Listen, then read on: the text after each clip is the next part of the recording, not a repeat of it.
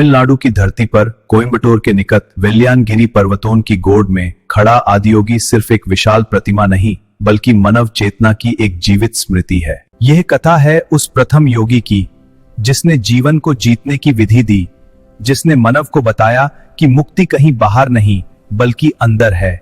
जब समय की धड़कनें गिनती में नहीं थी, जब शब्दों से पहले अनुभव था, तभी एक योगी प्रकट हुआ। ना राजा न देवता, योग का जनक। उसे नाम दिए गए शिव, शंकर, महादेव, पर उसका सबसे प्राचीन नाम था आदि योगी। आदि योगी का अर्थ है वह योगी जिससे योग का आरंभ हुआ। वेलियानगिरी के 7 शिखर सप्त चक्रों की तरह साधक को भीतर की यात्रा पर बुलाते हैं। कहा जाता है आदि योगी ने यहीं बैठकर स्वयं को शून्य में विलीन कर दिया और वहीं से योग, विज्ञान, संगीत और तंत्र की धाराएं फूटी कर कई युगों तक आदि योगी मौन रहे। वे देखते रहे मानव की पीड़ा, उसकी अज्ञानता, उसकी बेचैनी। जब करुणा असह्य हो उठी, तब उन्होंने ज्ञान बांटने का निश्चय किया। पर ज्ञान शब्दों से नहीं दिया जाता, उसे जी कर दिया जाता है। आदि योगी एक मूर्ति नहीं, एक स्मारक है कि मानव अपनी असली संभावनाओं को पहचाने। आदि योगी ने 7 शिष्यों को चुना जिन्हें हम सप्तऋषि के नाम से जानते हैं।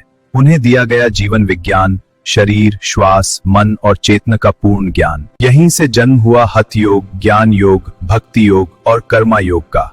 यहीं से मानव ने जाना कि शरीर एक मंदिर है और श्वास उसकी आरती है। शिव देव नहीं है, शिव एक संभावना है। आदि योगी कहते हैं तुम भी वही हो जो मैं हूं, अंतर सिर्फ अनुभव का है। शिव कोई आस्था नहीं, शिव एक टेक्निक है, एक ऐसी विधि जिसे अपनाकर मानव स्वयं को रूपांतरित कर सकता है। सदियों बाद उसी चेतना को मूर्त रूप देने के लिए कोयम्बटूर में स्थापित हुई 112 फीट ऊंची आदि योगी प्रतिमा। 112 संभावनाएं। यह प्रतिमा इसलिए नहीं कि लोग देखकर प्रणाम करें, बल्कि इसलिए कि देखकर रुक जाएं और अपने भीतर देखें। आदि योगी की आंखें आधी खुली हैं, न बाहर न भीतर, बीच में। यही योग है, यही ध्यान है, साक्षी भाव। उनकी दृष्टि पूछती है क्या तुम तैयार हो अपने मन से आगे जाने के लिए। 112 फीट कोई आर्किटेक्चर नहीं, एक सूत्र है। योग के अनुसार मानव में 112 ऊर्जा मार्ग होते हैं। जब ये संतुलित होते हैं तो जीवन बोझ नहीं, उत्सव बन जाता है। आदि योगी इस विज्ञान की जीवित याद है।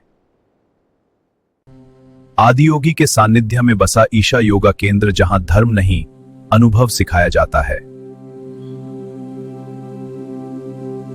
यहां प्रार्थना नहीं प्रयोग है, यहां विश्वास नहीं अनुभूति है।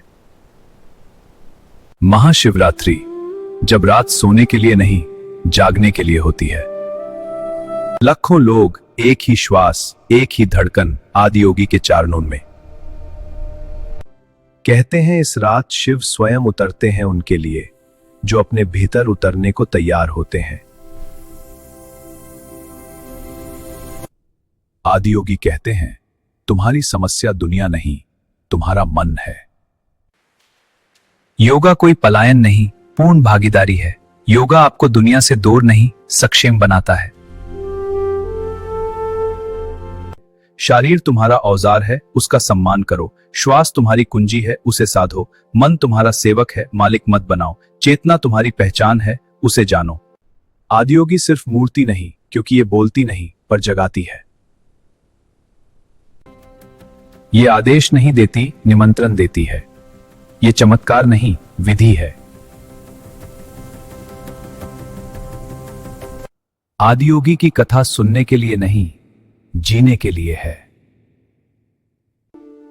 शिव बनना सब कुछ जीतना नहीं, बल्कि सब कुछ छोड़कर भी पूर्ण होना। क्या तुम तैयार हो अपने भीतर के शिव से मिलने के लिए? अगर तुम तैयार हो तो ये कहानी यहीं समाप्त नहीं होती, यहीं से शुरू होती है।